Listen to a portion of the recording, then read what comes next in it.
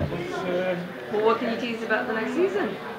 Well, season 10. You know, we're going into a decade now, so you know, we're really going to be picking up where we left off. You know, what happened at the end of season 9 was probably our biggest finale we've ever had. So there are huge ramifications, not only practically, you know, where they're going to live, what's going to happen, but emotionally, you know, here are two characters who have spent the previous 7-8 years coming together as a couple, and now they've been torn apart. I'm sorry? Again. Again, yes. So it's really yet another test of the strength of this relationship, but also it's probably the greatest test they've had for a couple of reasons. One, Booth has never been in a situation like this, even though he's been in war zones, he's been, you know, people have tried to kill him in the course of investigations. He has never been betrayed by an institution that he not only trusted but has risked his life for. So the betrayal that he is contending with now is far greater than anything he's had to deal with as a sniper, as you know, somebody in the military or anyone in the FBI. So he doesn't really know what the next move is. He doesn't know who to trust. He doesn't know what is in store for him when he gets out. And also there is a huge conspiracy, for lack of a better word, that is ongoing that wants him gone and wants this investigation terminated. Brennan has to deal with all of this.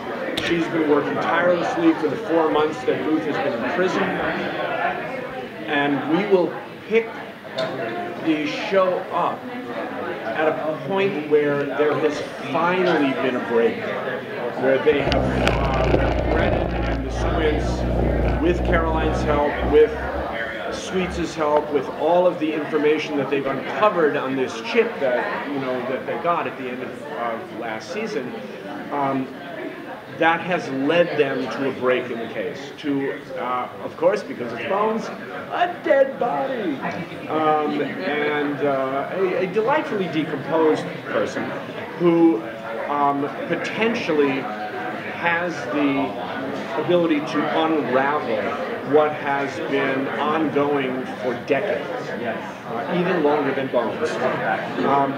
And so that's where we pick it up. Brennan and the Squints are diving in to this. All of the information has been compiled by Angela that they have they've gotten off this chip, and we will now see the results of it. And how do we get Booth out? How can Booth help? And where is Booth at? You know, how is he there? What is he able to help? And how much damage has been done. So there's a lot to put back together again, far more than just a house. Do you think we're going to see some conflict in the Jeffersonian, like between the teams? Are people going to take sides?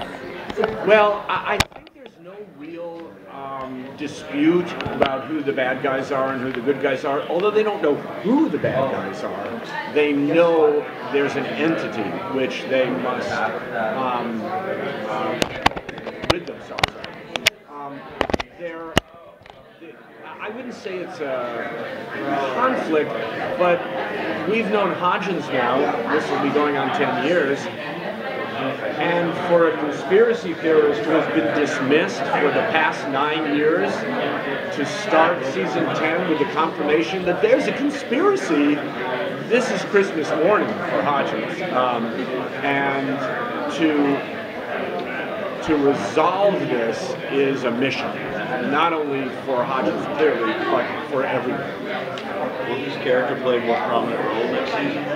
Well, his character will be pretty paramount in these first few episodes. You know, we're going to have, Bones will always be Bones. You know, we will go back to the show that everybody wants. You know, it's still, we're still going to be solving murders every week, but we have to get past a huge hurdle here. And Hodgins' help is going to be invaluable for that. Do you still have the insertion of humor and music? Yes. With all the We will seriousness? not, you know, we ended the last season a little darker than we usually do, but we've done that before. But I think what happens when you go for 10 years, the show becomes more mature and more real in a sense, so that no one's life is all dark or all funny. So we go through this, seeing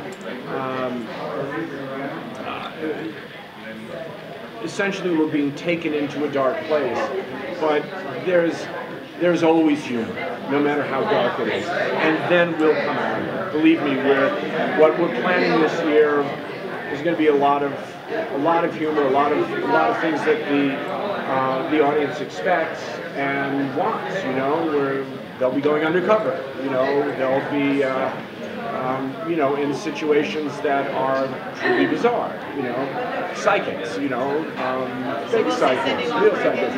We hope to see Cindy again. Cindy's a little busy, but you know, we're trying to work out those schedules. We want to bring back all those members of the family. You know, Billy Gibbons, Ryan, Cindy. You know, people. Stephen Fry? What? Stephen Fry? Well, yes, we'd love to, but talk about busy. He's very busy. So, you know, but and we're also adding another recurring character this year in the FBI. Someone, you know, the Jeffersonian has been well serviced by our revolving interns, and so we're kind of adding a little bit more to the FBI. Someone for Booth and Sweets and Caroline to deal with there. Someone who is far more confident than anyone we've seen in that situation. And whether the confidence is all well placed or not, we'll find out. But it's someone great to give to Booth. You know, it'll give us a little more humor there. So it sounds like Booth goes back to work after this whole problem is solved. Is there any question of whether or not this is the right place for him because of what happened? Yeah. Booth will go back to work. How he goes back to work, when he goes back to work, and under the circumstances under which he goes back to work are all up for grabs when we start. It's going to take a while for that part of the Bones world to become comfortable with itself again. But that's not to say that there isn't humor. You know, there's enough absurdity in their circumstance to keep that alive as well. As a producer, how hard is it to keep the show fresh after 9 seasons already, going into the 10th season? Well, if you had asked me that 10 years ago or 9 years ago, I would say it's impossible. There's no way to keep a show going for 10 years. I don't know. I have no idea. I don't know how it's done. The only thing I can say is that the show still feels fresh. The characters are fresh. We're not bored with it. As long as we're not bored, those characters take us in directions that hopefully will surprise us. And as long as we're surprised, as long as we don't sit there and say, the show has to be this, the show, we can't veer from this trajectory. We can't ever entertain this kind of situation. I think that's when a show dies. But we're kind of following these characters for the past 9 years now, going on 10 years. So as long as we're open to where they lead us, believe me, I thought I'd be making a noose after 5 years, but I'm still enjoying this world. It's new. It's still, we're far more traditional than many shows now. But within that, the show keeps growing. So whether it ends this season or not, personally I don't think it will. And I think the network has no intention of it ending at this point. But we're following these characters at this point in their lives, assuming they'll live normal, healthy lives and live till there's, 80 or longer. The show, as long as we keep following them, the show stays alive. And as long as their lives stay interesting. And as long as we keep killing people, and I have no intention to stop murdering people, I think the show stays fresh, Do you feel pressure to top yourself from like the big ending this year? To well, build we something put that pressure bigger? on ourselves to top ourselves, I won't lie to you, it's very difficult after almost 200 episodes now to find a new way to discover a set of remains, to find a new way to discover a killer, to find new worlds in which to investigate these killings.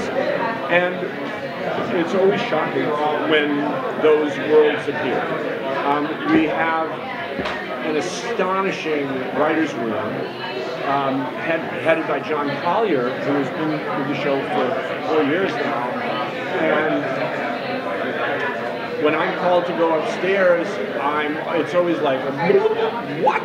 Really? Oh God, this is great. It's always another world that we never would have thought of. And of course,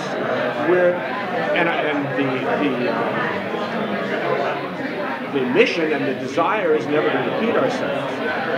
Now, we're going to have to repeat ourselves to a certain extent, but hopefully it's all cloaked in another way, or we acknowledge that. But it's difficult, but as I say, that it's the characters that keep it fresh.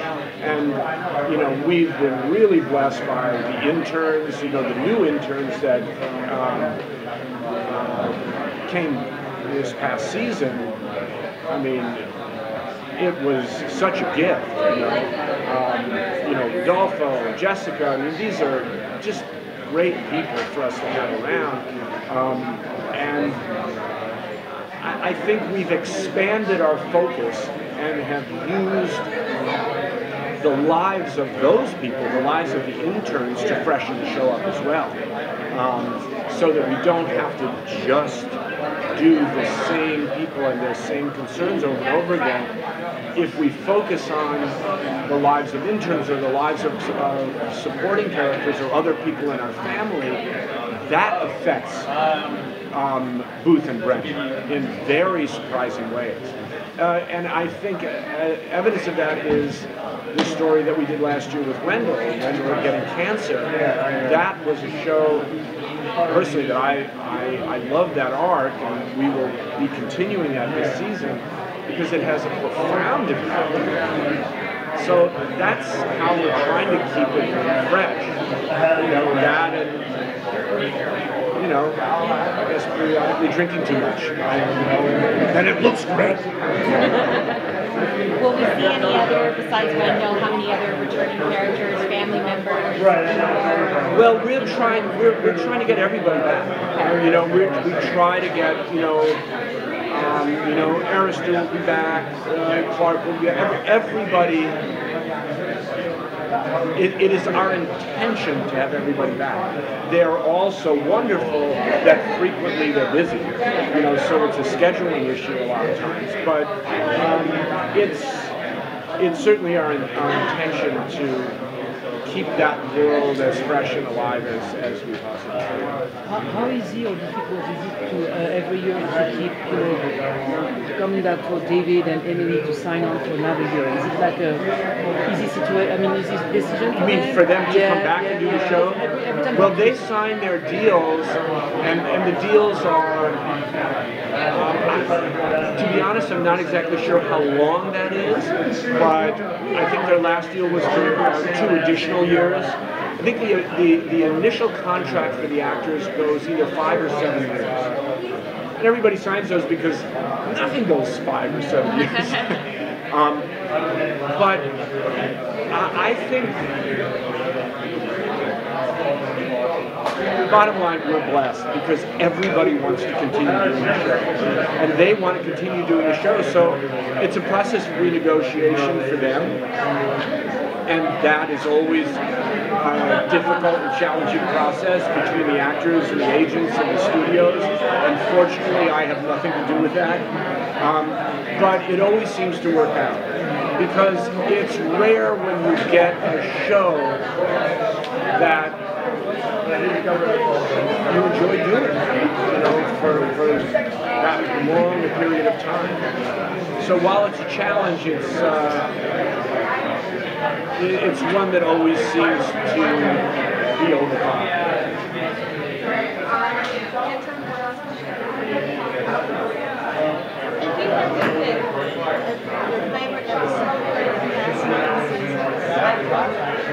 You know what? I can't do it. Yeah, it's like when somebody says, what's your favorite movie or your favorite book? I've never been able to answer that question. I have lots of them. I do have, I have a lot of different episodes that strike me as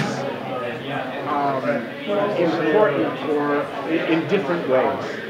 There's some that are funny, there's some that are sad, there's some that are, I felt were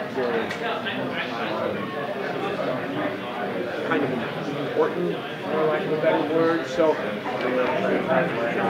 I leave that to the fans, to the audience to pick their favorites, and hopefully they're like me, and they can't narrow it down to one. That's a dream. That's a good dream. All right, thank you so much.